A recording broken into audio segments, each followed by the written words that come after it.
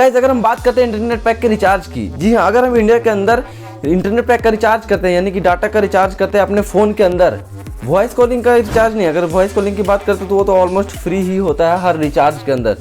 चाहे आप जितने दिन का रिचार्ज कराओ, 24 दिन, 28 दिन, 1 महीने, 2 महीने, 3 महीने, 6 महीने, 12 महीने, जितने भी दिन का रिचार्ज कराओ, आपको वॉइस कॉलिंग और वीडियो कॉलिंग भी शायद उसी में इंक्लूड होती है, वह बिल्कुल ही ज़्यादा फ्री मिलती है, उसके बिल्कुल भी कॉस्ट नहीं लगते। लेकिन आपके जो कॉस्ट देते हैं, आप जो कॉस्ट पे करते हैं वो अपने इंटरनेट का देते हैं, जी हाँ। और आपके जो इंटरनेट का जो पैक का जो कॉस्ट लगता है, आप विश्वास नहीं करोगे, इस पूरी दुनिया में जितने भी कंट्रीज़ है उन सारे कंट्रीज से सबसे सस्ता और सबसे कम का रेट आपको ही मिलता है रिचार्ज के अंदर। तो ये पॉसिबल कैसे हुआ?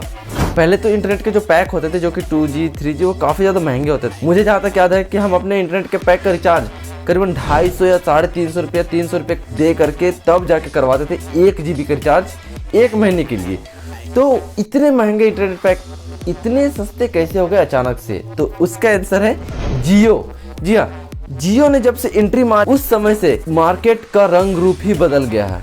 यानी कि पहले इंटरनेट तो काफ़ी ज़्यादा महंगे हुआ करते थे, लेकिन जब से जियो ने 4G डाटा लेकर के फ्री का 4G डाटा लेकर के एंट्री मारी है, तब से 3G डाटा की या फिर 2G डाटा की, फिर पूरी दुनिया की काया पलट हो गई है। बात करते हैं अगर जियो की, तो वह उस समय आया जब 3G डाटा काफ़ी ज़्यादा महंगा मिलता था और 3G था, यानी कि उसमें नॉर्मली वीडियो कम क्वालिटी पर नॉर्मल देख सकते थे, बस इतना ही। और उसने एक और काम करा कि उसने जो बाकी सारे टेलीकॉम कंपनीज है, जो कि एयरटेल है, उसमें वोडाफोन, आइडिया, अलग सेपरेट अलग अलग हुआ करते थे, सब के माथे पर फोड़ा बम।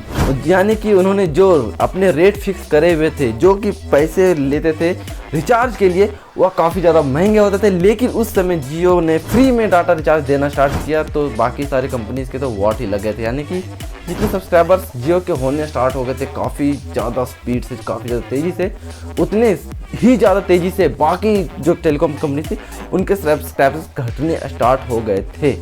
यानी कि कंपनी अब घाटे में चलने वाली थी। उसके बाद बाकी की सारी कंपनियों ने भी करे अपने रिचार्ज के रेट कम, और जियो ने भी अपने कुछ रिचार्ज स्टार्ट कर दिए थे, और बाकी कंपनीज ने भी अपने रिचार्ज के रेट काफ़ी ज़्यादा कम कर दिए थे। और यही कुछ 1 साल पहले कुछ एक ऐसा चीज़ हुआ जो जिसने भाई सबको हिला करके रख दिया था। मतलब कि सारे टेलीकॉम कंपनीज के जो रिचार्जेस थे, जो कि डाटा पैक हुआ करते थे, उसमें 28% तक के चार्जेस बढ़ चुके थे। लेकिन ये क्यों किया गया था?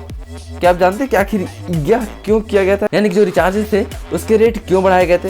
तो नॉर्मली देखते हैं कि सर्विसेज, यानी कि जो कंपनीज आपको अपने डाटा को या फिर अपने प्लान्स को यूज करने के लिए बोलती है, वो अपने सर्विसेज किस तरीके से देते हैं। मान लेते हैं अगर BSNL की, तो वो तो बहुत कम ही रेट में काफ़ी ज़्यादा डाटा आपको प्रोवाइड करा देते हैं। लेकिन उसमें प्रॉब्लम क्या है कि उसके जो सर्विसेज है वह बिल्कुल भी अच्छे नहीं हुआ करते हैं। कहीं कहीं उसका नेटवर्क पकड़ता है, कहीं कहीं नेटवर्क ही बस 0 हो जाता है, नील बटा सन्नाटा।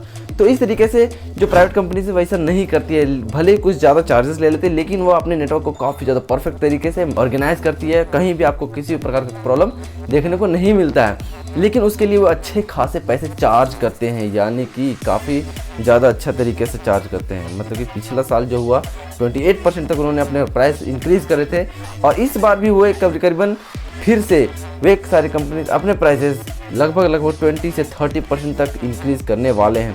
आज हो, कल हो, 1 महीने बाद हो, या 2 महीने बाद हो, 3 महीने बाद हो, लेकिन सारे कंपनीज अपने प्राइसेस इंक्रीज करने वाले, जिसको हम सभी झेलने वाले हैं, जिसमें कुछ भी नहीं करा जा सकता है। अब आप ये सोच रहे हैं कि मैंने तो बताया नहीं कि आखिर ये सारे कंपनीज ने अपने रेट्स बढ़ाने का डिसीजन क्यों लिया। तो वह ARPU, average revenue per unit, यानी कि एक इंसान के द्वारा वो कितना कमा पा रही है, एक सब्सक्राइबर के द्वारा कंपनी कितना ज़्यादा कमा पा रही है। अगर किसी सब्सक्राइबर को लेते हैं तो वह 1 GB पर डे का डाटा रिचार्ज करवाता है, लेकिन अगर किसी को लेते हैं तो वो 4 GB 5 GB तक का रिचार्ज करवाते हैं पर डे का। तो उससे एवरेज जो है वो काफ़ी ज़्यादा कम हो जाता है। जो 5 GB डाटा रिचार्ज करते हैं वो ठीक है, वो तो बहुत ज़्यादा नहीं होते हैं, लेकिन जो मेजोरिटी ऑफ सब्सक्राइबर्स होते हैं वह 1 GB 1.5 GB तक का डाटा ही रिचार्ज करवाते हैं पर डे का, और वो 1 महीने या 2 महीने, 1 महीने या 3 महीने का रिचार्ज करवाते हैं। तो उससे क्या होता है कि उसका जो आरपू होता है, जो कंपनीज टेलीकॉम कंपनीज का जो आरपू होता है वो काफ़ी ज़्यादा नीचे होता है। इसलिए वो अपना आरपू बढ़ाने के लिए अपने रिचार्जेस को महंगे करने वाले हैं, करीबन 20% तक वो महंगे करने वाले हैं। तो उससे कंपनीज क्या करेगी,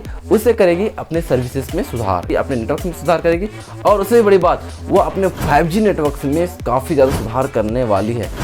नॉर्मली 5G नेटवर्क तो लॉन्च हो चुका है, काफ़ी सारे जगहों पर वे चलने भी लगे, लेकिन कुछ जगहों पर वे नहीं पहुंच पाए, जिसमें सुधार करना, जिसको एक्सटेंड करना कंपनीज़ की ही जिम्मेवारी। तो ये उसका सारा खर्चा, क्योंकि 5G नेटवर्क में काफ़ी ज़्यादा खर्च होने वाले हैं, तो इसका सारा खर्च तो कंपनी नहीं देने वाली है, तो इसका खर्च वे लेने वाले हैं अपने सब्सक्राइबर्स के ही द्वारा।